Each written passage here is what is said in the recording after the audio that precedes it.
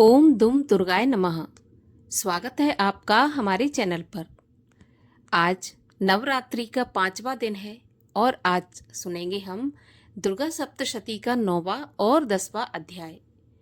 परंतु नियम के अनुसार उससे पहले सुनेंगे देवी कवच का पाठ, अर्गला स्तोत्र, कीलक स्तोत्र, रात्रि सूक्त का पाठ और उसके बाद दुर्गा सप्तशती का 9वां 10वां अध्याय। इसके बाद में अपराध क्षमा याचना और आरती। तो इससे पहले कि मैं वीडियो आरंभ करूं, आपसे एक आग्रह है कि अगर अभी तक आपने चैनल को सब्सक्राइब नहीं किया है, पहली बार चैनल पर आए हैं, तो चैनल को सब्सक्राइब करके बेल आइकन पर क्लिक अवश्य कर लीजिए। साथ ही साथ अगर आज का वीडियो अच्छा लगे तो लाइक करके शेयर भी कर दीजिए। तो चलिए शुरू करते हैं आज की कथा। देवी कवच। मार्कंडे ऋषि बोले, हे पितामह, आप हमें कोई ऐसा परम गुप्त साधन बताइए जिसके द्वारा मनुष्यों की सभी प्रकार से रक्षा हो और जो अभी तक आपने किसी को नहीं बताया हो। ब्रह्मा जी बोले, हे ब्राह्मण, इस प्रकार का साधन तो परम पवित्र एवं परम गुप्त देवी जी का कवच ही है। इसी से प्राणी मात्र का कल्याण एवं सब प्रकार की रक्षा होती है। उसे सुनिए। देवी जी की 9 मूर्तियों के नाम इस प्रकार से हैं। पहली शैलपुत्री, दूसरी ब्रह्मचारिणी, तीसरी चंद्रघंटा, चौथी कुष्मांडा, 5वीं स्कंद माता, छठी कात्यायनी, 7वीं कालरात्रि, 8वीं महागौरी और 9वीं सिद्धिदात्री हैं। जो मनुष्य अग्नि में जल रहा हो, युद्ध भूमि में शत्रुओं से घिर गया हो अथवा घोर संकट से ग्रस्त हो, वह मनुष्य भगवती की शरण में पहुंच जाए तो उसके घोर संकट दूर हो जाते हैं। जो भक्ति भाव से देवी जी का स्मरण करते हैं उनकी सभी प्रकार से उन्नति होती है। हे भगवती, जो भी आपका स्मरण करते हैं निसंशय आप उनकी रक्षा करती हो।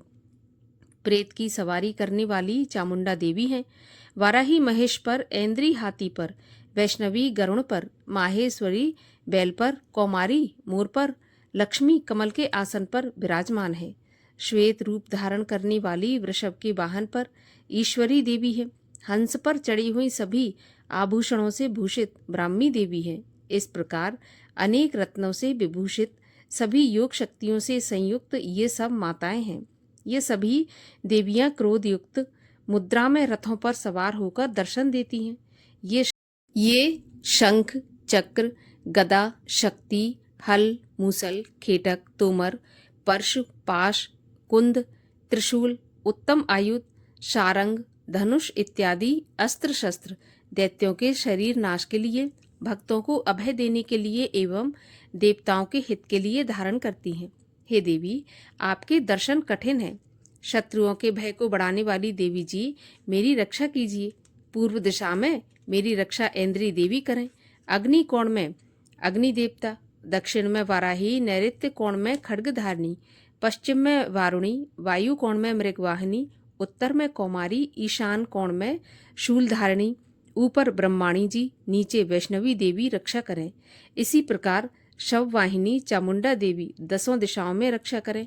आगे जया, पीछे विजया, बाईं ओर अजिता, दाईं ओर अपराजिता रक्षा करें। उद्योतनी मेरी शिखा की, उमा मेरे मस्तक पर विराज कर, भौहों की यशस्विनी, भौहों के मध्य में त्रिनेत्रा, नासिकाओं की यमघंटा देवी, नेत्रों के मध्य में शंखिनी, कानों की द्वारवासिनी, कपालों की कालिका, कानों के मूल देश की शांकरी देवी रक्षा करें। नासिका की सुगंधा, ऊपर के होंठ की चर्चिका, नीचे के होंठ की अमृत कला एवं जिह्वा की सरस्वती देवी रक्षा करें। दांतों की कौमारी, कंठ की चंडिका, गले की चित्रघंटा, तालु प्रदेश की महामाया रक्षा करें। चिबुक की कामाक्षी, वाणी की सर्वमंगला, ग्रीवा की भद्रकाली, पृष्ठ अस्थियों की धनुर्धरी रक्षा करें। कंठ से बाहरी भाग की नीलग्रीवा, कंठ नालिका की नलकुबरी, दोनों कंधों की खंगनी, मेरी भुजाओं की वज्रधारिणी रक्षा करें। दोनों हाथों की दंडिनी, उंगलियों की अंबिका, नाखूनों की शूलेश्वरी, कुक्ष की कुलेश्वरी रक्षा करें। हृदय की ललिता देवी, उदर की शूलधारिणी रक्षा करें। स्तनों की मद देवी, मन की शोक विनाशिनी, नाभि की कामनी, गुप्त इंद्रिय की गुहेश्वरी, लिंग की पूत कामनी, गुदा की महेशवाहिनी रक्षा करें। कटी की भगवती, घुटनों की विंध्यवासिनी, जंघाओं की महाबली देवी रक्षा करें। गुल्फों की नारसिंगी, पाँव के तलुओं की तेजी, उंगलियों की श्रीधरी देवी और तलुओं की पर्वतवासिनी रक्षा करें। नाखूनों की दंष्टा कराली, केशों की ऊर्ध्वकेशनी, रोम छिद्रों की कौमारी और त्वचा की बागेश्वरी रक्षा करें। रक्त, मज्जा, वसा, मांस, अस्थियों एवं मेदे की पार्वती, अंतड़ियों की कालरात्रि, पित्त की मुकुटेश्वरी रक्षा करें। पद्मकोश की पद्मावती, कफ की चूड़ामणि, नाखूनों के तेज की ज्वालामुखी, सभी संधियों की अभेद्या देवी रक्षा करें। हे ब्रह्माणी, आप मेरे वीर्य की रक्षा करें। छाया की छत्रेश्वरी और मन, बुद्धि, अहंकार की धर्मधारिणी रक्षा करें। प्राणों की कल्याण शोभना और शब्द, स्पर्श, रूप, रस, गंध, इन 5 इंद्रियों की योगिनी, सत्व, रज, तम की नारायणी सर्वदा रक्षा करे। आयु की वराही, धर्म की वैष्णवी, यश एवं कीर्ति की लक्ष्मी तथा धन विद्या की चक्रिणी रक्षा करें। इंद्राणी मेरे गोत्र की, चंडिका मेरे पशुओं की, महालक्ष्मी मेरे पुत्रों की, भैरवी भार्या की रक्षा करें। मेरे पथ की सुपथा, मार्ग की क्षेमकारी, राजा के दरबार में महालक्ष्मी एवं सभी दिशाओं में स्थिर होकर विजया मेरी रक्षा करें। और जो भी स्थान कवच में नहीं आए और जो आरक्षित हैं, उन स्थानों की पापनाशनी जयंती देवी रक्षा करें। मनुष्य यदि अपना मंगल चाहता है तो एक कदम भी बिना कवच के कहीं न जाए। कवच से रक्षित मनुष्य जहाँ जहाँ भी जाता है वहीं से उसे धन का लाभ तथा सभी कामनाओं की सिद्धि प्राप्त होती है। पृथ्वी पर उस पुरुष को ऐश्वर्य एवं अतुल संपत्ति प्राप्त होती है। वह मनुष्य निर्भय हो जाता है। युद्ध भूमि में कोई भी उसे नहीं जीत सकता। त्रिलोक भर में पूजा जाता है। यह देवी कवच देवताओं को भी दुर्लभ है। इसको अत्यंत श्रद्धा के साथ सावधान होकर जो तीनों संध्याओं में नित्य पढ़ लेता है उसे देवी कला की प्राप्ति होती है। कोई भी तीनों लोकों में उसे पराजित नहीं कर सकता। उसे अकाल मृत्यु नहीं आती। वह 100 वर्ष से भी अधिक आयु पाता है। यह कवच उसका तेज, यश और कीर्ति बढ़ा देता है। चंडी पाठ करने वाला पहले कवच पाठ कर ले। जब तक पर्वत, वन, काननों के साथ यह पृथ्वी टिकी रहती है, तब तक ऐसे पुरुष की संतति होने पर महामाया की कृपा से देव दुर्लभ परम स्थान की प्राप्ति होती है। कवच का पाठ करने वाला सुंदर रूप को पाकर सदा शिव के साथ आनंद पाता है।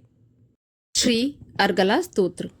श्री मार्कंडेय जी बोले, जयंती, मंगला, काली, भद्रकाली, कपालिनी, दुर्गा, क्षमा, शिवा, धात्री, स्वाहा, स्वधा आदि देवियों को मेरा नमस्कार हो। हे चामुंडे देवी, समस्त प्राणियों के दुख निवारण करने वाली आपकी जय हो। सर्वव्यापक देवी कालरात्रि, आपकी जय हो। मधु तथा कैटभ दैत्यों का दलन करने वाली, ब्रह्मा जी को वर देने वाली, आपको नमस्कार हो। हे देवी, आप मुझे सुंदर रूप दो, जय दो, यश दो तथा क्रोध आदि शत्रुओं का नाश करो। महिषासुर का नाश करने वाली, भक्तों की सुखदाता देवी जी को नमस्कार हो। मुझे रूप दो, जय दो, यश दो, शत्रुओं का नाश करो। हे रक्त बीज का वध करने वाली देवी और चंड मुंड असुरों का विनाश करने वाली माता, मुझे सुंदर रूप दो, जय दो, यश दो, शत्रुओं का वध करो। हे पापनाशक चंडिके, जो सर्वदा भक्ति पूर्वक आपके चरणों में मस्तक झुकाते हैं, उन्हें रूप दो, जय दो, यश दो, शत्रुओं का नाश करो। सभी व्याधियों का नाश करने वाली चंडिके, जो आपकी भक्ति पूर्वक स्तुति करते हैं, उन्हें रूप दो, जय दो, यश दो, शत्रुओं का नाश करो। हे देवी जी, आप मुझे सौभाग्य, आरोग्य और परम सुख दो। रूप दो, जय दो, शत्रुओं का विध्वंस करो। मेरा कल्याण कीजिए और उत्तम धन संपत्ति दीजिए। रूप दो, जय दो, यश दो, शत्रुओं का नाश करो। हे माता, आपके चरणों पर देवता और दैत्य दोनों ही अपने मुकुट की मणियां घिसते रहते हैं। हे मातेश्वरी, अपने भक्त को विद्यावान, यशवान, लक्ष्मीवान करो। बड़े बड़े अभिमानी दैत्यों के अभिमान चूर्ण करने वाली चंडिके, मैं आपको प्रणाम करता हूँ। हे 4 भुजाओं वाली माता, चतुर्मुख ब्रह्मा जी आपकी स्तुति करते हैं। हे परमेश्वरी, रूप दो, जय दो, यश दो, बैरियों का विध्वंस करो। श्री पार्वती के पति महादेव जी से स्तुत्य हे परमेश्वरी, रूप दो, जय दो, यश दो, शत्रुओं का नाश करो। हे देवी, आप तो कठोर भुजदंड रखने वाले दैत्यों का भी घमंड नाश कर देती हो। हे अंबिके, आप अपने भक्तों के लिए अपार आनंद की वृद्धि करती हो। मुझे रूप दो, जय दो, यश दो, शत्रुओं का नाश करो। हे मातेश्वरी जी, आप मुझे ऐसी पत्नी प्रदान करें जो मेरी इच्छाओं के अनुकूल हो और इस भयानक संसार रूपी समुद्र से मुझे तारने वाली हो। उत्तम कुल में उत्पन्न हो। जो पुरुष इस स्तोत्र का पाठ करके महास्तोत्र अर्थात कीलक का पाठ करता है, वह सप्तशती के पाठ जप से मिलने वाले वर एवं श्रेष्ठ संपदा के फल को प्राप्त कर लेता है। श्री कीलक स्तोत्र। ओम, मैं उन भगवान सदाशिव को नमस्कार करता हूँ जिनके 3 दिव्य नेत्र हैं, जिनका शरीर विशुद्ध ज्ञान स्वरूप है, जो मोक्ष प्राप्ति के कारण है। अर्ध चंद्रमा जिनके मस्तक पर शोभायमान है। श्री मार्कंडेय ऋषि बोले, मंत्रों के शाप एवं उत्कीलन आदि को समझकर पाठ करने वाला पुरुष मोक्ष पा लेता है, अतः इसका ज्ञान होना आवश्यक है। सब उच्चाटन आदि वस्तुएं इसी स्तोत्र द्वारा पाठ करके सिद्ध होती हैं, और जो इस स्तोत्र का पाठ करके सप्तशती के पाठ मात्र से स्तुति करते हैं, उन्हें देवी जी सिद्ध हो जाती हैं। उच्चाटन आदि प्रयोगों से उन पुरुषों को मंत्र, औषधि आदि किसी अन्य साधन की आवश्यकता नहीं पड़ती। बिना जप के भी सभी उच्चाटन आदि सिद्ध हो जाते हैं। क्या समस्त उच्चाटन आदि इसी से सिद्ध हो जाते हैं? इस प्रकार की लोगों को शंका हुई। तब उस शंका के निवारण के लिए सदाशिव ने लोगों को बुलाकर आज्ञा दी। ये सब सिद्धियां देने वाला शुभ स्तोत्र है। इस चंडिका स्तोत्र को भगवान सदाशिव ने गुप्त कर दिया। इस स्तोत्र के पाठ द्वारा प्राप्त होने वाला पुण्य कभी समाप्त नहीं होता। साधक सभी प्रकार का क्षेम प्राप्त कर लेता है, इसमें कोई भी संशय नहीं है। कृष्ण पक्ष की चतुर्दशी अथवा अष्टमी के दिन एकाग्र होकर जो अपना सब कुछ भगवती के अर्पण करता है और फिर प्रसाद रूपेण ग्रहण कर लेता है, उस पर भगवती प्रसन्न होती है। इसी रूप से कीलक द्वारा महादेव ने इसे भी कीलन कर दिया है। जो इसके द्वारा सप्तशती का निष्कीलन करके स्पष्ट होकर नित्य पाठ करता है, वह सिद्ध हो जाता है। देवी जी का गण एवं गंधर्व होता है। वह कहीं भी घूम रहा हो, उसे कोई भय नहीं होता, न उसकी अकाल मृत्यु होती है। देहांत होने पर वह मोक्ष पाता है। इसलिए इस कीलक स्तोत्र को समझकर उसका उत्कीलन करके पाठ करना उचित है। जो इस प्रकार नहीं करता, उसका नाश होता है। तभी तो बुद्धिमान इसे समझकर ही उत्कीलन से संपन्न स्तोत्र का पाठ आरंभ करते हैं। जो कुछ भी रमणियों में सौंदर्य, सौभाग्य आदि दिखाई देते हैं, ये सब के सब श्रीदेवी की कृपा के फल हैं। इसी कारण इस शुभ स्तोत्र का जप सदा करते रहना चाहिए। इस स्तोत्र के मंद स्वर में पाठ करने से थोड़ा फल मिलता है, उच्च स्वर में अधिक फल मिलता है। सभी सिद्धियां प्राप्त होती हैं। अतः उच्च स्वर में पाठ याद करें। जिस भगवती की कृपा द्वारा सौभाग्य, आरोग्य, संपत्तियां, शत्रुनाश तथा परम मोक्ष की प्राप्ति होती है, उस जगत की माता की स्तुति करनी चाहिए। रात्रि सूक्त। महातत्व आदिक रूप व्यापक इंद्रियों से सब देशों में समस्त वस्तुओं को प्रकाशित करने वाली ये रात्रि रूपा देवी अपने उत्पन्न किए हुए जगत के जीवों के शुभ अशुभ कर्मों को विशेष रूप से देखती हैं और उनके अनुरूप फल की व्यवस्था करने के लिए समस्त विभूतियों को धारण करती हैं। ये देवी अमर हैं और संपूर्ण विश्व को, नीचे फैलने वाली लता आदि को, ऊपर बढ़ने वाले वृक्षों को भी व्याप्त करके स्थित हैं। इतना ही नहीं, ये ज्ञानमयी ज्योति से जीवों के अज्ञान अंधकार का नाश कर देती हैं। पराचित्त शक्ति रूप रात्रि देवी आकर अपनी बहन ब्रह्म विद्यामयी उषा देवी को प्रकट करती हैं, जिससे अविद्यामय अंधकार स्वतः नष्ट हो जाता है। वे रात्रि देवी इस समय मुझ पर प्रसन्न हों, जिनके आने पर हम लोग अपने घरों में सुख से सोते हैं। ठीक वैसे ही जैसे रात्रि के समय पक्षी वृक्षों पर बनाए हुए अपने घोंसलों में सुखपूर्वक शयन करते हैं। उस करुणामयी रात्रि देवी के अंक में संपूर्ण ग्रामवासी मनुष्य, पैरों से चलने वाले गाय, घोड़े आदि पशु, पंखों से उड़ने वाले पक्षी एवं पतंगे आदि, किसी प्रयोजन से यात्रा करने वाले पथिक और बाज आदि भी सुखपूर्वक सोते हैं। हे रात्रिमयी चित्त शक्ति, तुम कृपा करके वासनामयी वृक्की तथा पापमय वृक्क को हमसे अलग करो। काम आदि तस्कर समुदाय को भी दूर हटाओ। तदनंतर हमारे लिए सुखपूर्वक तरने योग्य हो जाओ, मोक्षदायिनी एवं कल्याणकारी बन जाओ। हे उषा, हे रात्रि की अधिष्ठात्री देवी, सब ओर फैला हुआ यह अज्ञानमय काला अंधकार मेरे निकट आ पहुंचा है। तुम इसे ऋण की भांति दूर करो। जैसे धन देकर अपने भक्तों के ऋण दूर करती हो, उसी प्रकार ज्ञान देकर इस अज्ञान को भी हटा दो।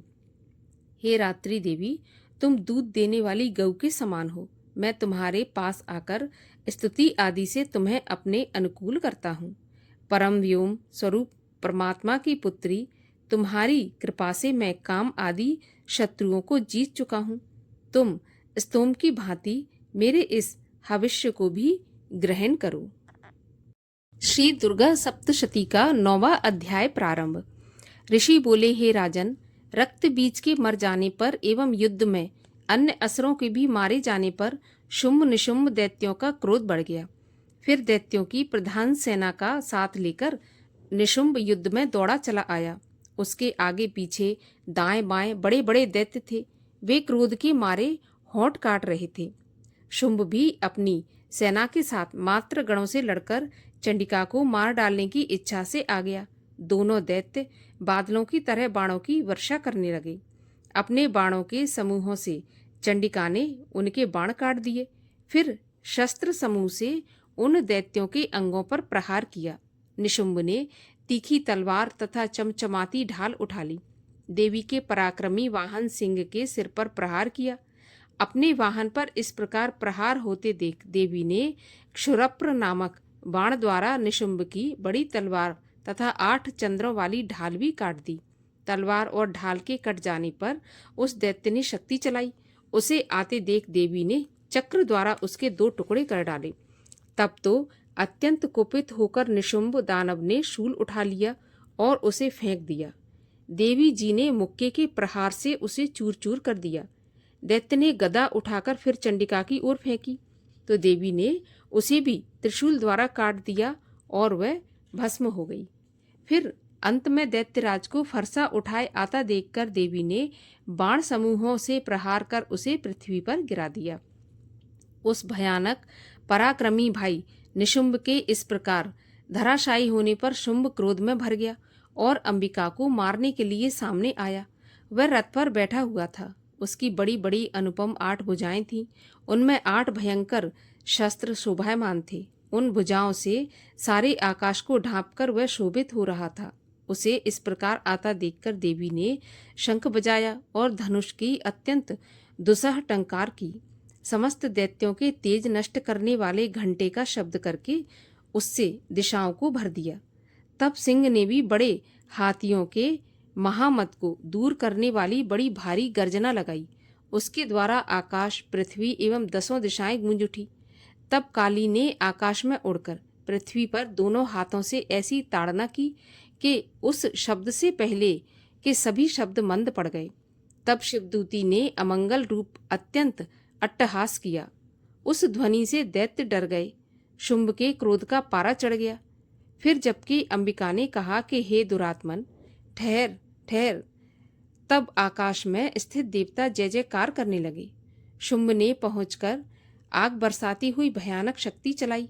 अग्नि को पहाड़ की तरह आती हुई देख देवी ने भारी उल्का से उसे दूर हटा दिया। शुंभ ने फिर सिंहनाद किया जिससे त्रिलोकी गूंज उठी। हे राजन, उस सिंहनाद का इतना घोर शब्द था जैसे कि वज्रपात हो। उसने बाकी शब्दों को परास्त कर दिया। तब शुंभ द्वारा छोड़े हुए बाणों को देवी ने तथा देवी द्वारा चलाए गए बाणों को शुंभ ने अपने अपने उग्र बाणों द्वारा सैकड़ों हजारों टुकड़े कर दिए। तब चंडिका ने कुपित होकर शुंभ को शूल से मारा। उसके लगते ही वह मूर्छित होकर पृथ्वी पर गिर पड़ा। इतने में निशुंभ चैतन्य होकर वहां पहुंच गया। हाथ में धनुष लेकर बाणों से काली तथा सिंह पर प्रहार कर दिया। उस दानव राज ने अपनी 10,000 भुजाएं बना ली। फिर चक्रों का प्रहार करने लगा। तब घोर संकटों का नाश करने वाली भगवती दुर्गा ने अपने बाणों से चक्र तथा सभी बाणों को काट गिराया। तब निशुंभ दैत्य सेना से आवृत्त होकर चंडिका के वध के लिए हाथ में गदा लेकर बड़े वेग से भागा। वेग से आते हुए उसकी गदा को तीखी तलवार के द्वारा चंडिका ने काट दिया। फिर दैत्य ने शूल उठा लिया। शूल हाथ में लिए उस देव पीड़क निशुंभ को आता देखकर चंडिका ने अपना शूल वेग से चलाकर उसकी छाती बींध डाली। उसकी छाती फटते ही उसकी छाती से एक और महाबली पुरुष निकला।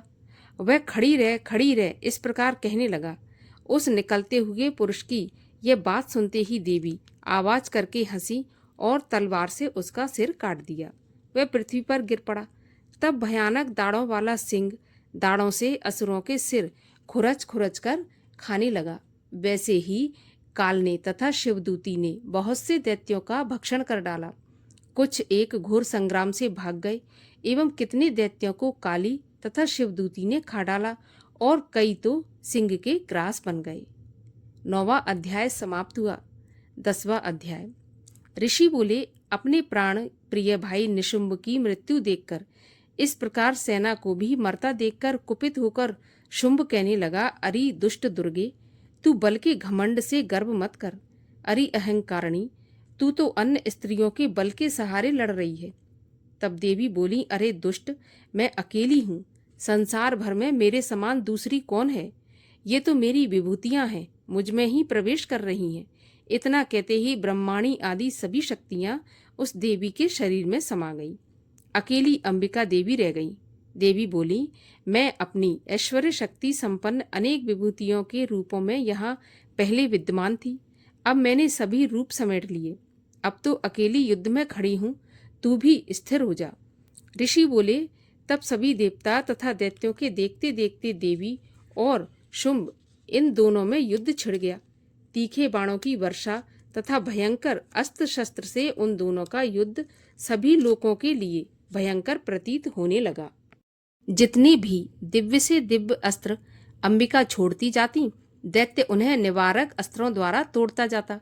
इसी प्रकार परमेश्वरी अंबिका भी खेल खेल में हुंकार आदि शब्दों द्वारा दैत्य से छोड़े गए दिव्य शस्त्रों को तोड़ती गईं। तदनंतर असुर ने सैकड़ों बाणों से देवी को आच्छादित कर दिया। तब देवी ने भी कुपित होकर बाणों द्वारा उसका धनुष काट दिया। धनुष के टूट जाने पर दैत्य ने हाथ में शक्ति उठा ली। अभी शक्ति उसके हाथ में ही थी कि देवी ने चक्र द्वारा वह शक्ति काट डाली। तब दैत्यराज तलवार तथा 100 चंद्रमा वाली चमचमाती ढाल लेकर देवी पर झपटा। उसकी तलवार तथा सूर्य जैसी चमकती ढाल को देवी ने अपने धनुष से छोड़े हुए तीखे बाणों से तुरंत काट दिया। रथ के घोड़े तथा सारथी को भी मार दिया। धनुष तो पहले ही कट चुका था। तब तो भयानक मुदगर लेकर अंबिका को मारने के लिए दैत्य उद्यत हो गया। देवी ने उसके मुदगर को भी तीखे तीरों से काट दिया। फिर भी वह दैत्य मुक्का तानकर बड़े वेग से दौड़ा। जाते ही उस दैत्येश्वर ने देवी के हृदय में मुक्का मार दिया। देवी ने भी उसकी छाती पर एक चपेट जमा दी।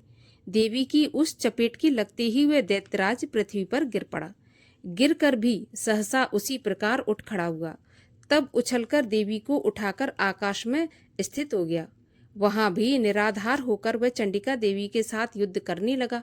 आकाश में उस समय दैत्य तथा चंडिका का आपस में घोर युद्ध हो रहा था।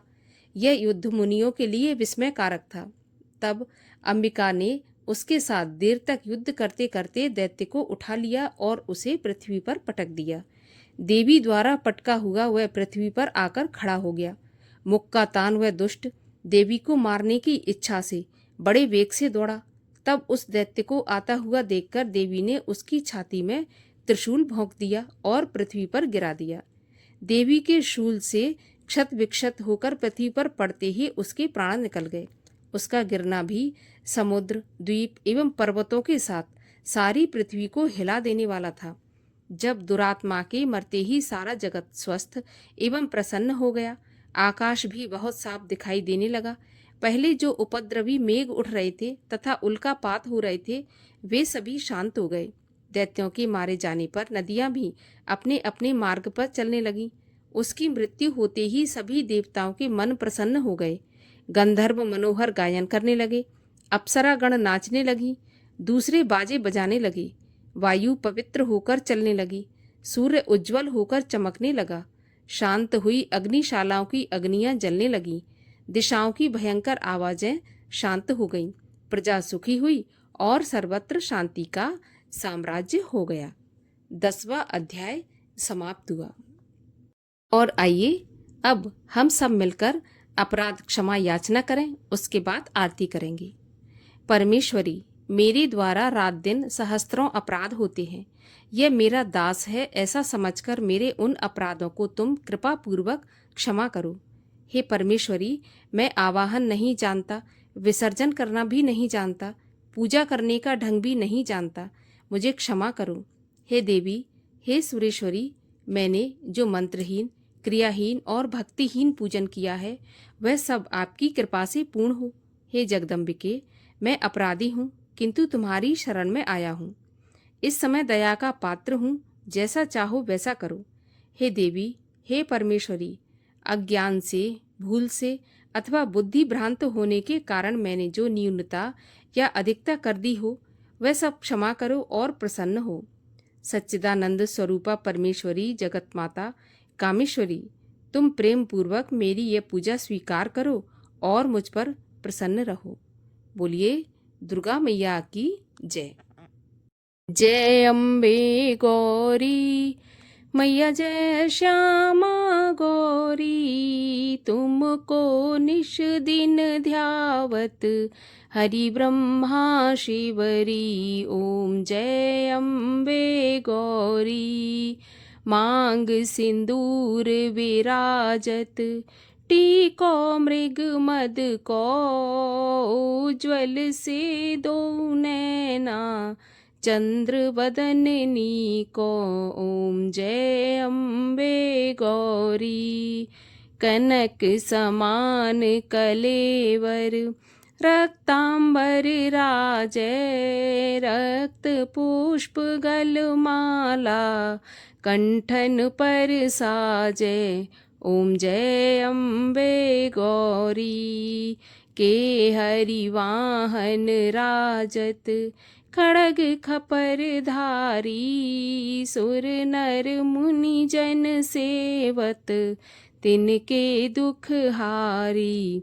ओम जय अम्बे गौरी, कानन कुंडल शोभित, नासाग्रे मोती, कोटिक चंद्र दिवाकर, राजत सम ज्योति। ओम जय अम्बे गौरी, शुंभ निशुंभ विदारे, महिषासुर घाती, धूम्र विलोचन नैना, निश दिन मदमाती। ओम जय अम्बे गौरी, चंड मुंड संघारे, शोणित बीज हरे, मधु कैटभ दो मारे, सुर भयहीन करे।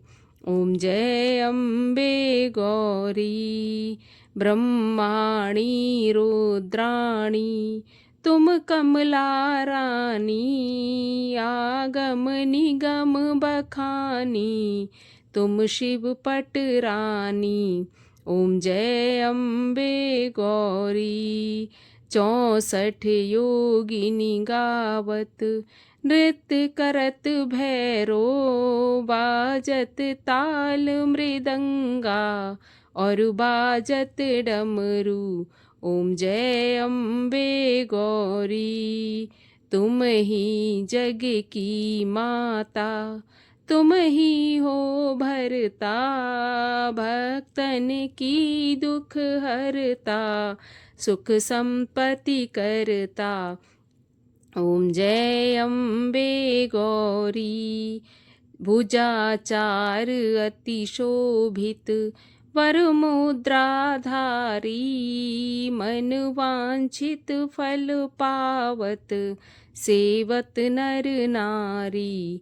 ओम जय अम्बे गौरी, कंचन थाल विराजत, अगर कपूर बाती, श्रीमाल के तुम राजत, कोटि रतन ज्योति। ओम जय अम्बे गौरी, श्री अम्बे जी की आरती। जो कोई जन गावे, कहत शिवानंद स्वामी, सुख संपत्ति पावे। ओम जय अम्बे गौरी। बोलिए अम्बे मैया की जय।